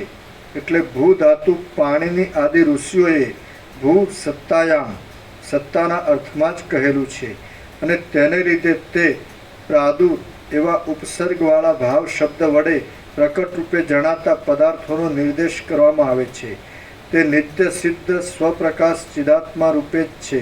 કદાચ જાત એટલે સર્વતઃ જાતઃ એટલે સર્ગથી સૃષ્ટિથી ઉત્પન્ન થયેલો એવો અર્થ કરવામાં આવે તો પણ સર્ગ શબ્દ શ્રુજ ધાતુમાંથી ભાવમાં ધજ પ્રત્યય લાગતા સિદ્ધ થાય છે અને ધજનો અર્થ ભાવ અથવા સત્તાર કહેવાય છે. ધજ નહીં હોય, ધંજ હશે. દંજ, હા દંજ, ધ પછી પેલું હા ચફલા, ધ અને મીંડું, બસ ધંજ.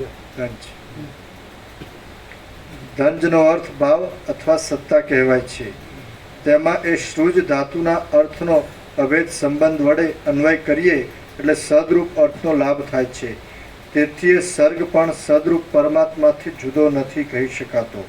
સર્વ આપણી વિદ્વાનોની દ્રષ્ટિમાં કશું ઉત્પન્ન થતું નથી અને કશાનો નાશ પણ થતો નથી, પરંતુ સર્વ શાંત તથા જન્મ આદિ વિકારથી રહિત સદરૂપ બ્રહ્મરૂપ છે. બ્રહ્મ સત્તારૂપ છે અને જગત પણ બ્રહ્મરૂપ હોવાથી સર્વ સત્તારૂપ છે, તો પછી તેમાં કયા વિધિ નિષેધનો અવકાશ છે તે તમે જ કહો. બ્રહ્મની અંદર જે માયા શક્તિ રહેલી છે તે વડે જ અમુક પદાર્થ છે અને અમુક નથી એવો લૌકિક વ્યવહાર થાય છે, કેમ કે તે બ્રહ્મ જ માયાના યોગથી અવિવેકીઓને તેવા પ્રકારે ભાસે છે. જેમ જેમ માયા શક્તિનો વિકાસ થતો જાય છે તેમ તેમ સર્વના આત્મારૂપ બ્રહ્મ સર્વશક્તિમાન થઈ જઈને સર્વ પદાર્થ રૂપે પ્રતીત થાય છે. પરમાર્થને જાણનાર, તુરીય અવસ્થામાં સદા રહેનાર પંડિતોની દ્રષ્ટિમાં જાગ્રત, સ્વપ્ન અને સુષુપ્તિ આદિ કશું છે જ નહીં અને યથાસ્થિતપણે સર્વ રહેલું પણ છે. જેમ સ્વપ્નનગર અને સંકલ્પનગર અનુભવમાં આવવા છતાં પણ તેનું કશું પણ વાસ્તવ સ્વરૂપ નથી, તેમ સૃષ્ટિના આરંભથી માંડી આ જગત અનુભવમાં આવવા છતાં તેનું કશું પણ વાસ્તવ સ્વરૂપ જ નથી. આ સ્વપ્ન સૃષ્ટિનો દ્રષ્ટા એવો જીવ પ્રાણ આદિ ઉપાધિવાળો આ લોકમાં સંભવે છે, પરંતુ સૃષ્ટિના આદિકાળમાં તો બીજું કશું ન હોવાથી દ્રશ્યરહિત કેવળ શુદ્ધ ચિદાકાશ જ પ્રકાશે છે અને તે આકાશથી પણ વિશેષ સ્વચ્છ છે. વાસ્તવિક દ્રષ્ટિએ જોતા અહીં દ્રષ્ટા કે ભોગતા કશું નથી, સર્વ એક ચિદ્રૂપ જ છે. તે કશારૂપ નથી, છતાં કાંઈક આરોપિત રૂપે પ્રતીતિમાં પણ આવે છે, તેને વિશે વાણી પહોંચી શકતી નથી, તેથી મૌનનો જ આશ્રય લેવો પડે છે. સૃષ્ટિના આદિકાળમાં કારણના અભાવને લીધે ચિદાકાશની અંદર સ્વપ્નનગર અને સ્વપ્નનગરની પેઠે જેવા વિવર્તનો ઉદય થાય છે તેવો જ તે ઘણા લાંબા કાળ સુધી ઠેઠ પ્રલય પર્યંત રહે છે. આમ બાળક પોતાના અંગવસ્ત્ર આદિ પર આલેખેલ વ્યાઘ્ર તથા સર્પ આદિના ચિત્રથી ભય પામે છે અને પ્રૌઢ પુરુષ અંગવસ્ત્ર આદિમાં આલેખેલ વ્યાઘ્ર તથા સર્પ આદિથી ભય પામતો નથી. તે જ પ્રમાણે દ્વૈતરૂપ આ જે કંઈ છે તે ચિદાત્મા રૂપ જ છે. અજ્ઞાનને લીધે અવિવેકી પુરુષ તેનાથી ડરે છે, પરંતુ જ્ઞાન થવાથી જ્ઞાનીને તેનો ભય થતો નથી. તત્વદ્રષ્ટિથી જોતા આદિ, મધ્ય તથા અંતથી રહિત અનંત અને અતિ સ્વચ્છ બ્રહ્મ જ ભ્રાંતિને લીધે અતિ વિકારી અને નાના પ્રકારે થઈ રહેલ ભાસે છે. બાકી તે યથાસ્થિતપણે રહેનાર છે અને સદાકાળ પ્રકાશમય છે.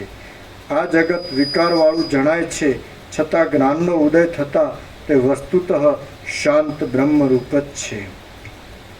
શ્રીયોગ વાસિષ્ઠ મહારામાયણમાં નિર્વાણ પ્રકરણના ઉત્તરાર્ધનો સુષુપ્તિ વિચાર નામનો સર્ગ 146મો સમાપ્ત. સર્ગ 147મો જગતરૂપી દ્રશ્યનું વર્ણન. આ 147મા સર્ગમાં દ્રષ્ટાંત વડે સુષુપ્તિ અવસ્થામાંથી સ્વપ્ન અવસ્થામાં આવવાનો ક્રમ કહેવામાં આવશે અને પોતાના પ્રથમના કુટુંબ આદિનું દર્શન તથા તેના વાસ્તવિક તત્વનું નિરૂપણ કરાશે.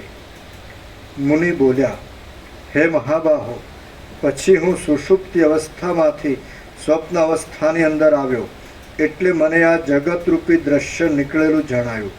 તે જાણે સમુદ્રમાંથી મણી, મોતી આદિ નીકળતા હોય તેવું જણાતું હતું અને તે જાણે આકાશના અવયવમાંથી અથવા પૃથ્વીમાંથી કે ચિત્તમાંથી કિંવા દ્રષ્ટિમાંથી પ્રકટ થયું હોય તેવો ભાવ બતાવતું હતું. તે વૃક્ષોમાંથી જાણે પ્રફુલ્લિત થઈ ગયેલ હોય અને જાણે પ્રથમથી જ સિદ્ધ એવી કોઈ સૃષ્ટિ તે સમયે ઉત્પન્ન થઈ દેખાતી હોય તેવું જણાતું હતું. કાંઠા ઉપર અથડાયા કરતા સમુદ્રનો તે જાણે તરંગોના સમૂહ હોય અથવા નેત્રની અંદર મચ્છરા, મોવાળા, બે ચંદ્ર ઇત્યાદિ ભ્રાંતિ ખડી થઈ દેખાતી હોય એવા ભાવને સૂચવતું હતું. તે જાણે આકાશમાંથી કે દિશાઓમાંથી ચાલ્યું આવ્યું હોય અથવા પર્વતોમાંથી કે પૃથ્વીમાંથી આવિર્ભાવને પ્રાપ્ત થઈ ગયું હોય તેવું જણાતું હતું. તે જાણે હૃદયમાંથી જ બહાર નીકળ્યું હોય એવો ભાવ બતાવતું હતું અને જાણે આકાશમાં મેઘોનો પ્રવેશ થતો હોય તેવું જણાતું હતું તથા જાણે વૃક્ષોમાંથી ઉત્પન્ન થયું હોય અથવા પૃથ્વીમાંથી ધાન્યની પેઠે પ્રકટ થતું હોય તેમ જણાતું હતું. જાણે અવયવોમાંથી તે બહાર નીકળી આવ્યું હોય અથવા ઇન્દ્રિયો વડે તે જાણે પ્રકટ થઈ ગયું હોય અથવા લુગડામાંથી પ્રકટ થતું હોય કે કોઈ ચિત્ર હોય અથવા મંદિરમાંથી નીકળી તે બહાર પ્રકટ રૂપે દેખાતું હોય તેમ દેખાતું હતું. જાણે આકાશમાંથી ઉડીને કોઈ જાણે ક્યાંયથી આવી પડ્યું હોય તેવા ભાવને તે સૂચવતું હતું, અથવા તો જાણે પૃથ્વીમાં સંચય કરી રાખેલું પુણ્ય પરલોકમાં ફળરૂપે પ્રાપ્ત થયું હોય, કિંવા રાજાને પ્રજા તરફથી મળેલી એવી કોઈ અપૂર્વ ભેટ હોય તેવું દેખાતું હતું. જાણે બ્રહ્મરૂપી વૃક્ષનું પુષ્પ જ કાળયોગે વિકસિત થઈ ગયું હોય, સમુદ્રનો જાણે કોઈ અપૂર્વ તરંગ હોય, અને ચિદાકાશરૂપી સ્તંભની અંદર જાણે કોતરા વિના જ પ્રકટ થઈ ગયેલી કોઈ સુંદર પૂતળી હોય તેવો તે દેખાવ આપતું હતું. આકાશરૂપી મૃત્તિકાના વિકારરૂપી અનંત ભીતોવાળું તે જાણે આકાશનગર હોય, અથવા મનરૂપી હાથીનો તે જાણે કોઈ રમણીય વિલાસ હોય, અથવા મિથ્યા છતાં જાણે જીવનું તે સર્વસ્વ હોય એમ જણાતું હતું. આકાશની અંદર ભીત વિના જ કેમ જાણે કોઈ વિચિત્ર ચિત્ર જ આલેખેલું હોય તેવું તે જણાતું હતું. અને માયા રચવામાં સમર્થ એવા અવિદ્યાના નામને ધારણ કરનાર કોઈ ઐન્દ્રજાલિકની માયાને તે જાણે સર્વસ્વ હોય તેવું દેખાતું હતું. તે મોટા આરંભવાળું અને સ્થિર છતાં દેશકાળથી રહિત હતું. નાના પ્રકારના અનેક પદાર્થો વડે યુક્ત છતાં અદ્વિતીય હતું, અને અનેક પ્રકારે દેખાતા છતાં તે કશારૂપ ન હોતું. અવસ્તુરૂપ હોવાથી ગંધર્વ નગરના દ્રષ્ટાંત જેવું હતું, અને જાગ્રત અવસ્થામાં ભ્રાંતિ વડે પ્રતીતિમાં આવતા રજ્જુ, સર્પ તથા ઝાંઝવાના જળ જેવું હતું. એ ચિદાકાશના એક વિવર્ત રૂપ હતું, અને નહીં રચાયેલ છતાં જાણે ખરેખર રચાયેલ જ હોય તેવું જણાતું હતું. તે દેશ, કાળ, ક્રિયા, દ્રવ્ય, ઉત્પત્તિ અને સંહાર વડે યુક્ત હતું. વળી તે દેવતા, દૈત્ય અને મનુષ્યો વડે યુક્ત, અને ત્રૈલોક્યના આધારરૂપ પોતાના અંદરના ભાગો વડે મનોહર હતું, તથા પોતાના જુદા જુદા કોઠામાં રહેલા બીજોના સમૂહ વડે સંપૂર્ણ ભરેલા દાડમ જેવું હતું. આમ તે પોતાની અંદર રહેલા અનેક પ્રાણીઓ વડે ભરપૂર હતું. નદી, પર્વત, વન ઇત્યાદિમાં પ્રતિબિંબ રૂપે રહેલા આકાશના તારાઓ અને વાદળાથી વ્યાપ્ત હતું, અને ગુગવાટ કર્યા કરતા સમુદ્રના શબ્દ સાથે ભળી ગયેલા પવનના શબ્દ વડે શબ્દાયમાન હતું. આમ સ્વપ્નની અંદર મેં દ્રશ્યનો સમૂહને જોયો, અને તેમાં મને મારું પૂર્વનું જ ગામ તથા પૂર્વનું જ ઘર જોવામાં આવ્યું. વળી મેં તેટલી જ અવસ્થાવાળા તે જ બંધુઓ, તે જ પુત્રો, તે જ સ્ત્રી અને તે જ ઘર દીઠા. આમાં મહાસાગરમાં ઉપડતો તરંગ તટ ઉપર ગયેલ અને વ્યાકુળ થઈ ગયેલ પોતાના પૂર્વના તરંગને જેમ પાછો ખેંચે છે, તેમ તેઓ ઘર, ગામ, પુત્ર અને બંધુ આદિની મારી પૂર્વની વાસનાને બળાત્કારથી પાછા ખેંચી લાવતા હતા. પછી હું તે સર્વના આલિંગનથી સુખ પામ્યો. હું તે સમયે તે વાસનાથી ખેંચાયો હતો, તેથી પૂર્વની સ્મૃતિને સાવ ભૂલી ગયો હતો. જેમ અરીસો જે વસ્તુ પોતાની પાસે આવે તેના પ્રતિબિંબને પોતાની મેળે જ ગ્રહણ કરી લે છે, તેમ ચિદ્રૂપ અરીસો પણ વાસના વડે જે પદાર્થો પોતાના તરફ ખેંચાઈ આવે છે તેને સ્વાભાવિક રીતે જ ગ્રહણ કરી લે છે. હે પ્રિય વ્યાધ, સર્વ ચિદાકાશ રૂપ જ છે એવો જેને બોધ થઈ ગયો હોય છે તે વાસનામય દ્વૈત પ્રપંચ વડે ખેંચાતો નથી. હા, હે પ્રિય વ્યાધ, સર્વ ચિદાકાશ રૂપ જ છે એવો જેને બોધ થઈ ગયો હોય છે તે વાસનામય દ્વૈત પ્રપંચ વડે ખેંચાતો નથી. તે તો કેવળ પોતાની સ્વરૂપ સ્થિતિમાં જ આરૂઢ રહે છે. જ્ઞાન વડે સુશોભિત એવી જેની નિર્મળ સ્મૃતિ કોઈ દિવસ પણ નાશ પામતી નથી, તેને આ દ્વૈતરૂપી પિશાચ કાંઈ પણ બાદ કરતો નથી. સત્પુરુષોના અને સત્શાસ્ત્રોના સમાગમ વડે તથા અભ્યાસ યોગ વડે જેમનામાં તત્વજ્ઞાનનો ઉદય થાય છે, તેમનામાં પછી ફરીવાર તે તત્વજ્ઞાન પોતાના ઉદયનું વિસ્મરણ ન કરતા અહર્નિશ કાયમ જ રહે છે. તે વખતે મારું તત્વજ્ઞાન પ્રૌઢ ન હતું, તેથી તે બંધુ, સ્ત્રી, પુત્ર આદિની વાસના વડે પરાસ્ત થઈ ગયું હતું. પરંતુ આજે તે દુર્વાસનાનો સમૂહ મારી બુદ્ધિને બાધિત કરવાને સમર્થ નથી, અને હવે તો તે કશા હિસાબમાં નથી. હે વ્યાધ, તારી બુદ્ધિ પણ સત્સંગથી રહિત છે, તેથી હમણાં તરતમાં તે શાંતિ પામતી નથી, પરંતુ અનેક કષ્ટ વડે અદ્વૈતના સ્વરૂપનો બોધ થશે, અને સાધનોના અભ્યાસના પરિશ્રમથી જ્ઞાનનો ઉદય થશે, એટલે તે શાંતિને પ્રાપ્ત થઈ જશે. વ્યાદ બોલ્યો, હે મહારાજ, આપ જે કહો છો તે સત્ય છે. કેમ કે આપના આવા પવિત્ર અને બોધ ઉત્પન્ન કરવાવાળા વચનો વડે પણ મારી બુદ્ધિ પરમપદમાં વિશ્રાંત થતી નથી. આ સદ વસ્તુ અનુભવમાં આવતા છતાં પણ આમ થતું હશે કે નહીં થતું હોય એવા સંશયોનો સમૂહ હજી અદ્યાપી શાંત થતો નથી. અહો, અભ્યાસ વડે સુદૃઢ બની ગયેલી આ અવિદ્યા દુરંત છે. તે વસ્તુતઃ જોતા છે જ નહીં, તેથી તે શાંત જ છે, છતાં હજી પણ શાંત થતી નથી. ઉત્તમ શાસ્ત્રો, ગુરુ પરંપરા અને વિચાર ઇત્યાદિ વડે મનોહર અંગવાળા સત્સંગથી પદ પદાર્થ વિશે વિવેક બુદ્ધિ ઉત્પન્ન થાય છે. તે વિવેક બુદ્ધિના અભ્યાસથી તત્વજ્ઞાન પ્રગટે છે. તે તત્વજ્ઞાનના ક્રમથી આ જગતનો ભ્રમ શમી જાય છે. બાકી બીજા કોઈ પણ પ્રકારથી તે શાંત થતો નથી એવો મારો દ્રઢ નિશ્ચય છે. શ્રી યોગ વાસિષ્ઠ મહારામાયણમાં નિર્વાણ પ્રકરણના ઉત્તરાર્ધનો સ્વપ્ન ઉપલંબન નામનો સર્ગ 147માં સમાપ્ત. ઓમ ઓમ ઓમ. પ્રસાદ આપીએ. ચોખ્ખું છે, ચોખ્ખું.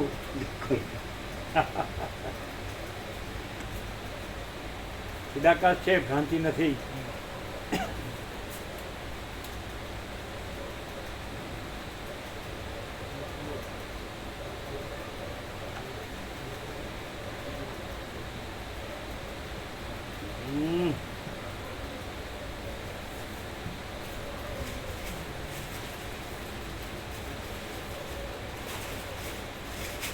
લઈ લેજો. પૂછ્યું, બ્લુ છે એમની પાસે 30x40. 30x40 મીણિયું, વ્હાઈટ નથી. એમ જે તલોદ પૂછ્યો ને જેમની જોડે છે એ આવું બ્લુ કલર ને બ્લેક બે આવે. પછી વ્હાઈટ, પછી અમદાવાદ તપાસ કરાવી છે. આનું તો અમદાવાદ તપાસ કરો. અમદાવાદ હોય છે, કડી હોય છે, કડી કડી બને. આ કડી છે એવું નિકોરા. એટલે વાંસ તો મળી જશે 20-20 ફૂટના, એટલે લગભગ 1 2 3 4 અહીં 4 લાગેલા છે. જે હોય તે વ્હાઈટથી તપે નહીં, સૂર્યપ્રકાશ રિફ્લેક્ટ થઈ જાય. કાળું હોય ને તે પ્રકાશ શોષે તો ગરમ લાગે. આ તો કઢીમાં પણ હોય છે. કઢી, આ મીણિયા છે ને, કઢીમાં બને. કઢી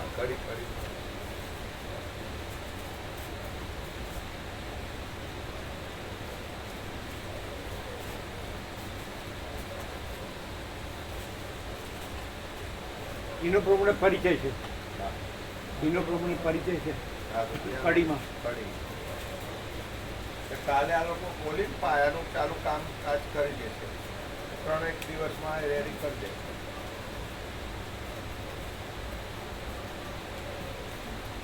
સફેદ હોય તો સારું, પછી તો જે હોય તે.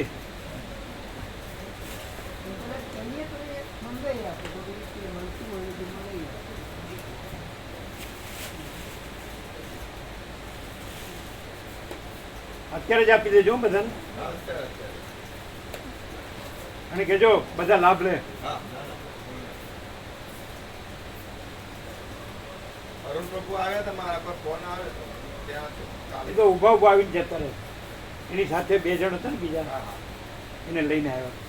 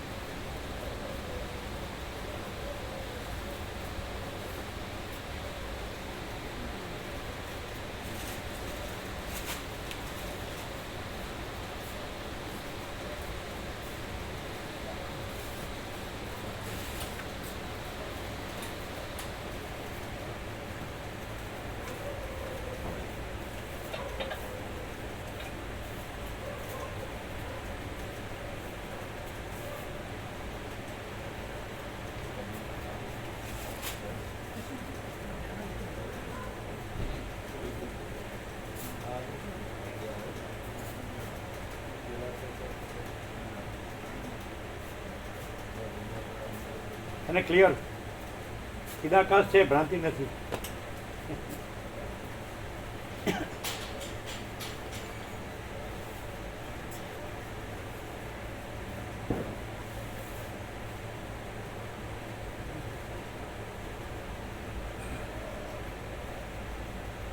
કાલે લગાવી દઈએ.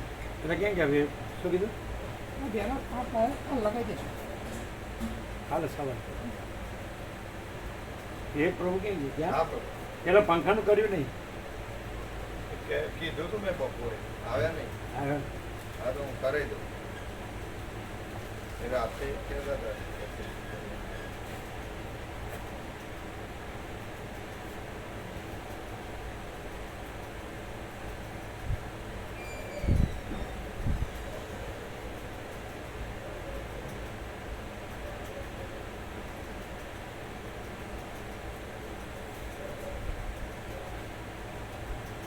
સવારે હું લેતો હોય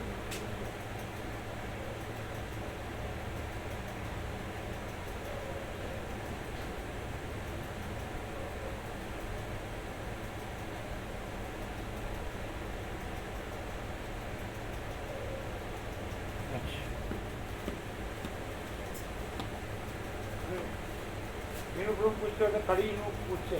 હા